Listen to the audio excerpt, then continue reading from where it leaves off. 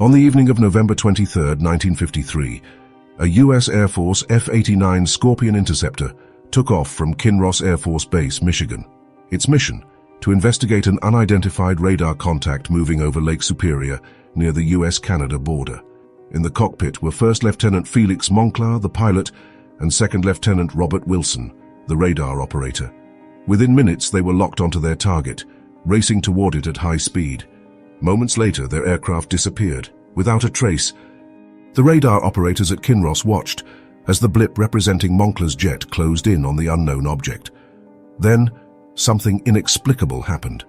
The two radar blips merged into one, and just like that, Moncla's aircraft vanished from the screen.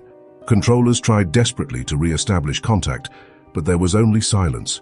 A massive search operation was launched, scouring the icy waters of Lake Superior for any sign of the F-89 or its pilots. No wreckage was found. No distress call was ever sent. It was as if the jet had been swallowed whole by the sky. The U.S. Air Force quickly provided an official explanation. Moncla had likely suffered vertigo, lost control, and crashed into the lake. But this didn't explain why no debris or bodies were ever recovered. More strangely, initial reports suggested that Moncla's aircraft had been chasing a Canadian military plane, an explanation that the Canadian government outright denied. There were no Canadian aircraft in the area that night. This only fueled speculation that Moncla had intercepted something else entirely, something the military didn't want to acknowledge. UFO researchers latched onto the case, suggesting that the object on radar was not another aircraft, but something unknown, something Moncla got too close to.